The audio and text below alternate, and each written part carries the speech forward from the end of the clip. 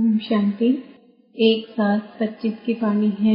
मीठे बच्चे, तुम्हारी बुद्धि में अभी सारे ज्ञान का सार है, इसलिए तुम्हें चित्रों की भी दरकार नहीं। तुम बाप को याद करो और दूसरों को कराओ। प्रश्न, पिछाड़ी के समय तुम बच्चों की बुद्धि में कौन सा ज्ञान रहेगा? उत्तर, उस समय बुद्धि में यही रहेगा कि अभी हम जाते हैं वापस घर, फिर वहां से चक्र में आएंगे, धीरे धीरे सीढ़ी उतरेंगे, फिर बाप आएंगे चढ़ती कला में ले जाने। अभी तुम जानते हो, पहले हम सूर्यवंशी थे, फिर चंद्रवंशी बने। इसमें चित्रों की दरकार नहीं। ओम शांति। बच्चे आत्माभिमानी होकर बैठे हो। 84 का चक्र बुद्धि में है, अर्थात अपने वैरायटी जन्मों का ज्ञान है। विराट रूप का भी चित्र है ना, इसका ज्ञान भी बच्चों में है कि कैसे हम 84 जन्म लेते हैं। मूल वतन से पहले पहले देवी देवता धर्म में आते हैं। यह ज्ञान बुद्धि में है। इसमें चित्र की कोई दरकार नहीं। हमको कोई चित्र आदि याद नहीं करना है। अंत में याद सिर्फ यह रहेगा कि हम आत्मा हैं, मूल वतन की रहने वाली हैं। यहाँ हमारा पाठ है, यह भूलना नहीं चाहिए। यह मनुष्य सृष्टि के चक्र की ही बातें हैं और बहुत सिंपल है। इसमें चित्रों की बिल्कुल दरकार नहीं, क्योंकि यह चित्र आदि सब है भक्ति मार्ग की चीजें। ज्ञान मार्ग में तो है पढ़ाई, पढ़ाई में चित्रों की दरकार नहीं। इन चित्रों को सिर्फ करेक्ट किया गया है। जैसे वह कहते हैं गीता का भगवान श्री कृष्ण है, हम कहते हैं शिव है। यह भी बुद्धि से समझने की बात है। बुद्धि में नॉलेज रहती है। हमने 84 का चक्र लगाया है। अब हमको पवित्र बनना है। पवित्र बन फिर नए सिर चक्र लगाएंगे। यह है सार जो बुद्धि में रखना है। जैसे बाप की बुद्धि में है वर्ल्ड की हिस्ट्री, ज्योग्राफी, वह 84 जन्मों का चक्र कैसे फिरता है, वैसे तुम्हारी बुद्धि में है पहले हम सूर्यवंशी फिर चंद्रवंशी बनते हैं। चित्रों की दरकार है नहीं, सिर्फ मनुष्यों को समझाने के लिए ये बनाए हैं। ज्ञान मार्ग में तो सिर्फ बाप कहते हैं मन मना भव। जैसे यह चतुर्भुज का चित्र है, रावण का चित्र है, यह सब समझाने के लिए दिखाने पड़ते हैं। तुम्हारी बुद्धि में तो यथार्थ ज्ञान है। तुम बिना चित्र के भी समझा सकते हो। तुम्हारी बुद्धि में 84 का चक्र है। चित्रों द्वारा सिर्फ सहज करके समझाया जाता है। इनकी दरकार नहीं है। बुद्धि में है पहले हम सूर्यवंशी घराने के थे, फिर चंद्रवंशी घराने के बने। वहाँ बहुत सुख है जिसको स्वर्ग कहा जाता है। यह चित्रों पर समझाते हैं। पिछाड़ी में तो बुद्धि में ये ज्ञान रहेगा। अभी हम जाते हैं वापस चक्र लगाएंगे। सीढ़ी पर समझाया जाता है तो मनुष्यों को सहज हो जाए। तुम्हारी बुद्धि में यह भी सारा ज्ञान है कि कैसे हम सीढ़ी उतरते हैं, फिर बाप चढ़ती कला में ले जाते हैं। बाप कहते हैं मैं तुमको इन चित्रों का सार समझाता हूँ। जैसे गोला है तो उस पर समझा सकते हैं। यह 5000 वर्ष का चक्र है। अगर लाखों वर्ष होते तो संख्या कितनी बढ़ जाती। निश्चिंत का दिखाते हैं 2000 वर्ष, इसमें कितने मनुष्य होते हैं। 5000 वर्ष में कितने मनुष्य होते हैं, ये सारा हिसाब तुम बतलाते हो। सत्युग में पवित्र होने कारण थोड़े मनुष्य होते हैं। अभी तो कितने ढेर हैं। लाखों वर्ष की आयु होती तो संख्या भी अनगिनत हो जाए। क्रिश्चियन की भेंट में आदमशुमारी का हिसाब तो निकालते हैं ना। हिंदुओं की आदमशुमारी कम दिखाते हैं। क्रिश्चियन बहुत बन गए हैं। जो अच्छे समझदार बच्चे हैं बिगड़ चित्रों के भी समझा सकते हैं।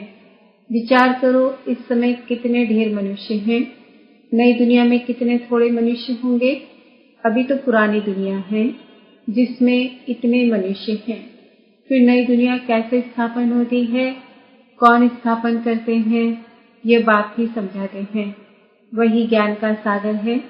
तुम बच्चों को सिर्फ ये 84 का चक्र ही बुद्धि में रखना है।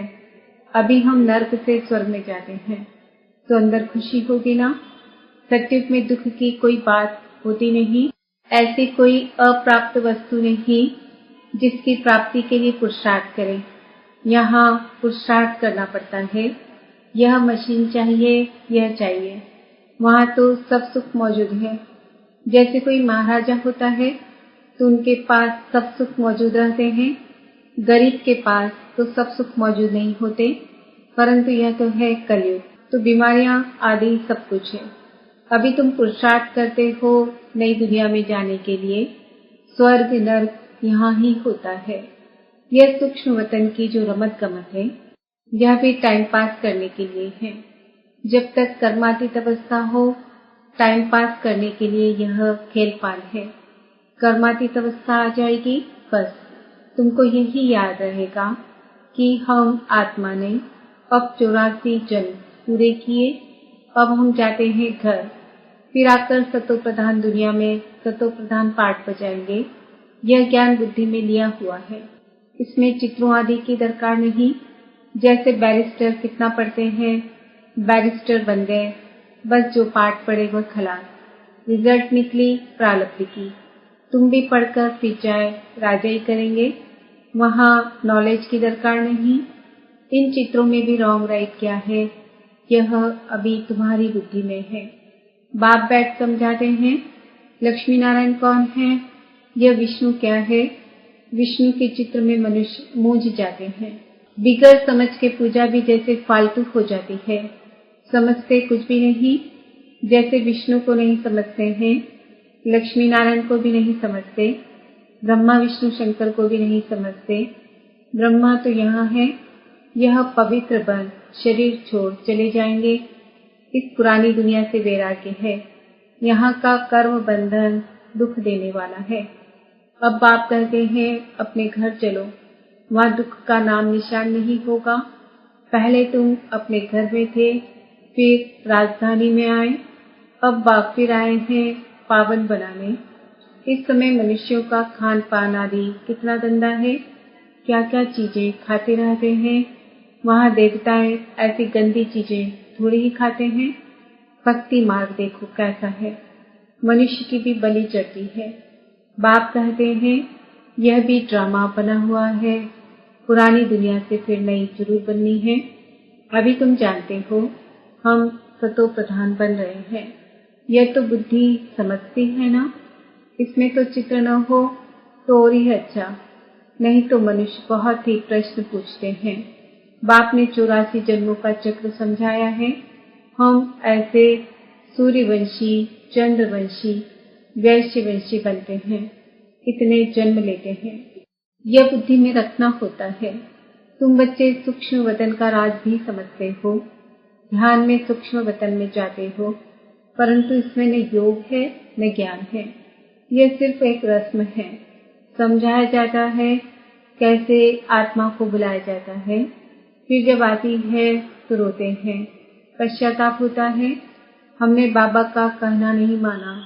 यह सब है बच्चों को समझाने के लिए कि पुरुषार्थ में लग पड़े, गफलत न करें।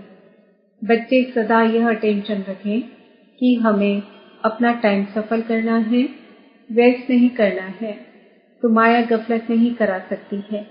बाबा भी समझाते रहते हैं बच्चे टाइम वेस्ट न करो, बहुतों को रास्ता बताने का पुरुषार्थ करो, महादानी बनो। बाप को याद करो तो विकर्म विनाश होंगे। जो भी आते हैं उनको यह समझाओ और 84 का चक्र बताओ। वर्ल्ड की हिस्ट्री ज्योग्राफी कैसे रिपीट होती है, नट शेल में सारा चक्र बुद्धि में रहना चाहिए। तुम बच्चों को खुशी रहनी चाहिए कि अभी हम इस गंदी दुनिया से छूटते हैं। मनुष्य समझते हैं स्वर्ग नर्क यहाँ ही है। जिनको बहुत धन है तो समझते हैं हम स्वर्ग में हैं। अच्छे कर्म किए हैं इसलिए सुख मिला है। अभी तुम बहुत अच्छे कर्म करते हो जो 21 जन्म के लिए तुम सुख पाते हो। वह तो एक जन्म के लिए समझते हैं कि हम स्वर्ग में हैं। बाप कहते हैं वह है अल्पकाल का सुख, तुम्हारा है 21 जन्मों का। जिसके लिए बाप कहते हैं सभी को रास्ता बताते जाओ।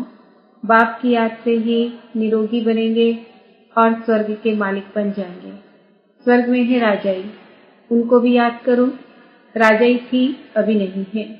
भारत की ही बात है, बाकी तो है वाइट ब्लास्ट। पिछाड़ी में सब चले जाएंगे, फिर हम आएंगे नई दुनिया में। अब इस समझाने में चित्रों की दरकार थोड़ी है। यह सिर्फ समझाने के लिए मूल वतन, सूक्ष्म वतन दिखाते हैं, समझाया जाता है। बाकी यह तो भक्ति मार्ग वालों ने चित्र आदि बनाए हैं, तो हमको भी फिर करेक्ट कर बनाने पड़ते हैं। नहीं तो कहेंगे तुम तो नास्तिक हो, इसलिए करेक्ट कर बनाए हैं। ब्रह्मा द्वारा स्थापना, शंकर द्वारा विनाश। वास्तव में यह भी ड्रामा में नूर है, कोई कुछ करता थोड़े ही है। साइंसदान भी अपनी बुद्धि से यह सब बनाते हैं। भल कितना भी कोई कहे कि बॉम्ब्स न बनाओ, परंतु जिनके पास ढेर है वह समुद्र में डाले तो फिर दूसरा कोई न बनाए। वह रखे हैं तो जरूर और भी बनाएंगे। अभी तुम बच्चे जानते हो सृष्टि का विनाश तो जरूर होना ही है, लड़ाई भी जरूर लगनी है।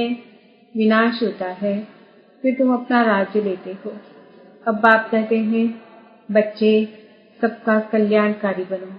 बच्चों को अपनी ऊंच तकदीर बनाने के लिए बाप श्रीमत देते हैं। मीठे बच्चे, अपना सब कुछ धनी के नाम पर सफल कर लो। किनकी दबी रहेगी धूल में, किनकी राजा खाए। धनी बाप खुद कहते हैं बच्चे इसमें खर्च करो। ये रूहानी हॉस्पिटल, यूनिवर्सिटी खोलो तो बहुतों का कल्याण हो जाएगा। धनी के नाम तुम खर्चते हो, जिसका फिर 21 जन्म के लिए तुमको रिटर्न में मिलता है। ये दुनिया ही खत्म होनी है, इसलिए धनी के नाम जितना हो सके सफल करो। धनी शिव बाबा है ना, भक्ति मार्ग में भी धनी के नाम करते थे। अभी तो है डायरेक्ट धनी के नाम बड़ी बड़ी यूनिवर्सिटी खोलते जाओ तो बहुतों का कल्याण हो जाएगा। 21 जन्म के लिए राज्य भाग्य पा लेंगे, नहीं तो ये धन दौलत आदि सब खत्म हो जाएंगे। भक्ति मार्ग में खत्म नहीं होते हैं, अभी तो खत्म होना है। तुम खर्चो फिर तुमको ही रिटर्न मिलेगा। धनी के नाम पर सबका कल्याण करो तो 21 जन्मों का वर्षा मिलेगा। कितना अच्छा समझाते हैं। फिर जिनकी तकदीर में है वह खर्च करते रहते हैं। अपना घर बार भी संभालना है। बाबा का पाठ ही ऐसा था, एकदम जोर से नशा चढ़ गया। बाबा बादशाही देते हैं, फिर गदाई क्या करेंगे। तुम सब बादशाही लेने के लिए बैठे हो तो फॉलो करो ना। जानते हो इसने कैसे सब छोड़ दिया। नशा चढ़ गया, ओहो राजाई मिलती है। अल्प को अल्लाह मिला तो भागीदार को भी राजाई दे दी। राजाई थी, कम नहीं था, अच्छा फर्टाइल धंधा था। अब तुमको यह राजाई मिल रही है तो बहुतों का कल्याण करो। पहले भट्टी बनी, फिर कोई पककर तैयार हुए, कोई कच्चे रह गए। गवर्नमेंट नोट बनाती है, फिर ठीक नहीं बनते हैं तो गवर्नमेंट को जला देने पड़ते हैं। आगे तो चांदी के रुपए चलते थे, सोना और चांदी बहुत था। अभी तो क्या हो रहा है, कोई की राजा खा जाते, कोई की डाकू खा जाते। डाके भी देखो कितने लगते हैं। पैमंदी होगा। यह है ही रावण राज्य। राम राज्य सत्युग को कहा जाता है। बाप कहते हैं तुमको इतना ऊंच बनाया, फिर कंगाल कैसे बने। अब तुम बच्चों को इतनी नॉलेज मिली है तो खुशी होनी चाहिए। दिन प्रतिदिन खुशी बढ़ती जाएगी। जितना यात्रा पर नजदीक होंगे उतनी खुशी होगी। तुम जानते हो शांतिधाम सुखधाम सामने खड़ा है, वैकुंठ के झाड़ दिखाई पड़ रहे हैं। बस अब पहुँचे कि पहुँचे। अच्छा मीठे मीठे फिकिर दे बच्चों प्रति माता पिता बाप दादा का याद प्यार और गुड मॉर्निंग। रूहानी बाप की रूहानी बच्चों को नमस्ते। हम रूहानी बच्चों की रूहानी माता पिता बाप दादा को याद प्यार गुड मॉर्निंग नमस्ते ओम शांति। धारणा के लिए मुख्य सार। अपना टाइम सफल करने का अटेंशन रखना है। माया गफलत न करा सके, इसके लिए महादानी बन बहुतों को रास्ता बताने में बिजी रहना है। अपनी ऊंची तकदीर बनाने के लिए धनी के नाम पर सब कुछ सफल करना है। रूहानी यूनिवर्सिटी खोलनी है। वरदान: ऊंचे से ऊंचे बाप को प्रत्यक्ष करने वाले शुभ और श्रेष्ठ कर्मधारी भव। जैसे राइट हैंड से सदा शुभ और श्रेष्ठ कर्म करते हैं, ऐसे आप राइट हैंड बच्चे सदा शुभ व श्रेष्ठ कर्मधारी बनो। आपका हर कर्म ऊंचे से ऊंचे बाप को प्रत्यक्ष करने वाला हो, क्योंकि कर्म ही संकल्प व बोल को प्रत्यक्ष प्रमाण के रूप में स्पष्ट करने वाला होता है। कर्म को सभी देख सकते हैं, कर्म द्वारा अनुभव कर सकते हैं। इसलिए चाहे रूहानी दृष्टि द्वारा, चाहे अपनी खुशी के रूहानियत के चेहरे द्वारा पाप को प्रत्यक्ष करो, यह भी कर्म ही है। स्लोगन: रूहानियत का अर्थ है नयनों में पवित्रता की झलक और मुख पर पवित्रता की मुस्कुराहट हो। आज का सवाल है, मैं आत्मा श्रेष्ठ कर्मधारी हूँ। आज के व्यक्त इशारे: संकल्पों की शक्ति जमाकर श्रेष्ठ सेवा के निमित्त बनो। जैसे आजकल सूर्य की शक्ति जमाकर कई कार्य सफल करते हैं, ऐसे आप संकल्प की शक्ति जमा करो तो औरों में भी फल भर सकते हो। अनेक कार्य सफल कर सकते हो। जो हिम्मतहीन है, उन्हें वाणी के साथ साथ श्रेष्ठ संकल्प की सूक्ष्म शक्ति से हिम्मतवान बनाना, यही वर्तमान समय की आवश्यकता है। ओम शांति।